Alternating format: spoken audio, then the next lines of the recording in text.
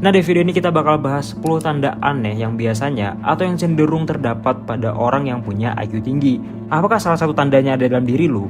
Atau ke-10-nya ada? Atau mungkin malah nggak ada sama sekali? Jadi selamat datang di segmen Melo Fakta. Simak sampai habis videonya buat tahu uniknya manusia.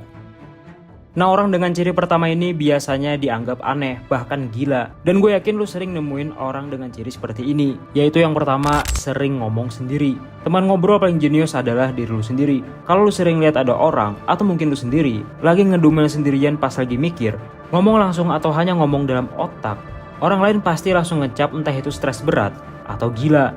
Tapi faktanya nih, ini gak selalu soal gila, stres, atau aneh. Justru sebaliknya.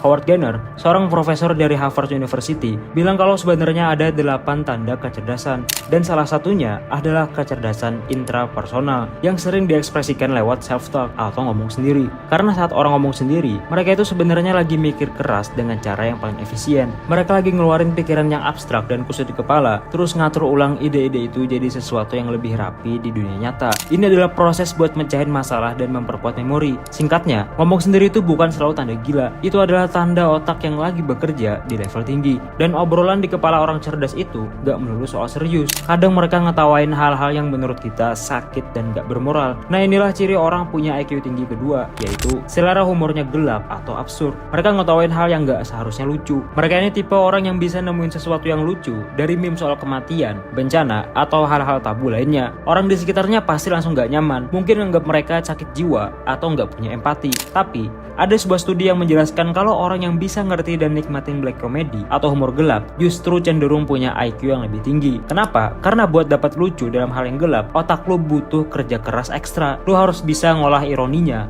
ngontrol emosi nggak nyamannya, dan nangkap punchline-nya dalam sepersekian detik. Itu adalah proses mental yang sangat kompleks yang nggak semua otak bisa ngelakuinnya. Otak mereka memang sibuk ngolah hal-hal kompleks kayak gitu. Nah, saking sibuknya otak mereka sering nggak peduli lagi sama hal-hal kecil di sekitar mereka, kayak temukan sampah di meja mereka sendiri. Dan itulah ciri yang ketiga, punya meja yang berantakan. Kalau lu lihat meja orang kerja yang jenius, seringkali bentuknya kayak abis kena badai tuh. Kita secara otomatis langsung ngecap jorok, pemalas, dan gak rapi. Tapi studi dari Universitas Minnesota nunjukin fakta yang menarik. Meja kerja yang berantakan itu justru mendorong pemikiran kreatif dan memicu ide-ide baru yang out of the box. Kenapa bisa gitu? Karena orang cerdas seringkali fokus ke gambaran besar, ide-ide abstrak yang lagi mereka kejar di kepala mereka. Dan meja yang berantakan seringkali juga nunjukin otak yang lagi liar berkreasi. Dan liarnya mereka ini gak cuma soal meja, tapi juga soal isi kepala mereka yang terlalu liar memikirkan banyak hal, hingga jadilah mereka tukang cemas. Dan itulah ciri yang keempat, yaitu tukang cemas atau overthinker. Nah, mereka ini ibarat arsitek dari sejuta skenario buruk. Ini tipe orang yang sebelum tidur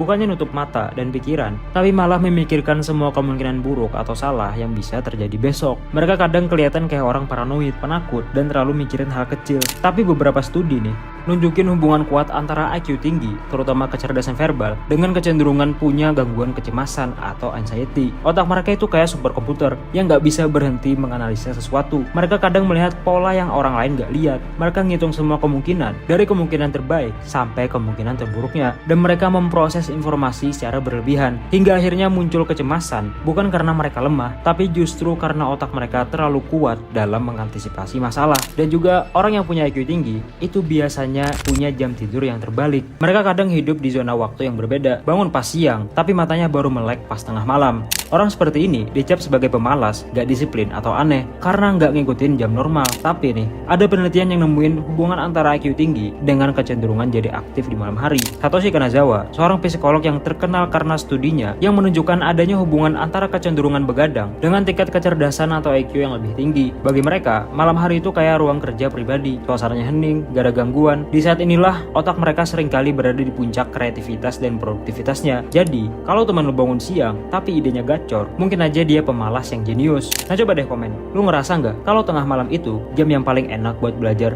Dan karena mereka ini juga sering sibuk di dunianya sendiri, makanya mereka biasanya juga lebih suka menyendiri. Keramaian itu berisik pada sebagian orang. Ini tipe orang yang kalau diajak nongkrong rame-rame, mukanya kelihatan gak nyaman. Mereka lebih milih baca buku sendirian, atau jalan tanpa teman, atau teman yang sedikit. Kita gampang banget ngecap mereka sombong, antisosial, atau nggak asik. Tapi ada riset yang menunjukkan orang dengan IQ tinggi justru cenderung merasa kurang bahagia kalau terlalu sering bersosialisasi. Bukan karena mereka benci orang lain, tapi karena otak mereka sangat independen dan gak terlalu butuh validasi eksternal. Waktu menyendiri itu adalah bahan bakar mereka. Mereka pakai itu buat mikir dalam atau deep work, ngembangin ide, dan nge-charge energi mental mereka. Dan salah satu alasan kenapa mereka lebih suka menyendiri, itu adalah gampang bosan sama basa-basi. Nah, lo pernah gak nih ketemu orang yang kalau diajak ngobrol hal-hal remeh kayak gosip artis atau sekedar nanya lagi ngapain, tapi responnya singkat, datar, dan kelihatan gak tertarik, seakan-akan dia ini gak sopan. Padahal masalahnya bukan di kesopanan, tapi masalahnya ada di level obrolannya. Otak orang yang sangat cerdas terkadang butuh rangsangan intelektual yang banyak. Small talk atau basa-basi itu nggak ngasih tantangan apa-apa buat otak mereka. Nggak ada masalah yang harus dipecahin, nggak ada ide baru, atau nggak ada ilmu baru. Makanya mereka ngerasa itu buang-buang waktu. Mereka haus akan diskusi yang mendalam, ide baru, atau perdebatan yang logis. Mereka bukan gak suka ngobrol, mereka cuma gak suka ngobrolin hal yang gak bikin otak mereka nyala. Tapi mungkin orang seperti ini langka. Nah, terus yang ke-8, sering merasa bodoh. Ini paradoks paling gila nih. Kita semua ngelihat mereka sebagai orang paling pintar di ruangan, tapi di dalam kepala mereka sendiri, bisa aja mereka sering ngeluh, ngerasa gak pantas, atau ngerasa semua pencapaiannya cuma hoki aja. Ini ada hubungannya sama Dunning-Kruger effect. Kalau orang yang gak tahu apa-apa sering kali ngerasa pintar, orang yang beneran pintar justru sebaliknya. Semakin banyak mereka belajar, semakin mereka sadar betapa luasnya hal yang nggak mereka ketahui. Kesadaran inilah yang bikin mereka jadi super kritis sama diri mereka sendiri, dan mereka sering ngerasa sangat bodoh. Padahal sebenarnya itu cuma perasaan mereka, dan sikap super kritis mereka ini gak cuma ke diri mereka sendiri, tapi hampir ke semua hal. Makanya ciri yang ke-9 itu adalah sangat kritis dan susah dipuaskan. Mereka nggak bisa tuh lihat hal yang nggak logis atau jelek tanpa ada rasa gatal pengen nyari tahu. Akhirnya orang seperti ini sering dicap tukang komplain atau orang yang terlalu perfeksionis. Seseorang yang kalau lihat sesuatu pasti ada aja celah cacat yang ditemuin. Mereka kelihatan ribet dan susah banget dibikin seneng. Padahal itu bukan karena mereka negatif, itu karena otak mereka secara alami punya kemampuan tinggi melihat kekurangan dan kelemahan dalam sebuah sistem, argumen, bahkan pikiran mereka sendiri. Dan saking sibuknya mereka berdebat dengan pikiran mereka sendiri, akhirnya kadang mereka terlihat sering melamun sendiri. Mereka hadir secara fisik, tapi pikiran mereka lagi jalan-jalan. Para peneliti menemukan bahwa orang dengan otak yang lebih efisien cenderung punya kapasitas kerja otak yang lebih besar. Jadi, pas mereka ngerjain tugas yang gampang, otak mereka nggak butuh tenaga 100%. Nah, kapasitas sisanya nih, akhirnya tumpah dan dipakai buat ngelamun mikirin ide lain, mecahin masalah yang beda, atau sekedar berfantasi. Jadi, ngelamun itu bukan tanda otak yang kosong. Seringkali itu adalah tanda otak yang saking penuhnya, sampai dia harus ngerjain 2 hal sekaligus. Nah, tapi ingat, 10 hal ini bukan diagnosis pasti. Punya meja berantakan gak otomatis bikin lu jadi Einstein, dan gak semua orang jenius itu overthinker. Ini cuma soal kecenderungan yang ditemuin sains dan data. Nah, dari 10 tanda tadi nih, coba jujur, ada berapa tanda yang lu temuin dalam diri lu? Coba deh tulis di komen. Nah, kalau lu nemuin 10 tanda tadi banyak terdapat dalam diri lu, maka saran gue coba lu belajar lebih giat lagi. Karena sayang aja, otak lu yang speknya gacor tapi gak dipakai buat belajar lebih dalam. Coba deh disiplin belajar skill tertentu, entah itu bahasa Inggris, editing, selama 1-2 jam setiap hari. Lu pasti akan kaget kalau otak lu nggak sebodoh yang lu kira.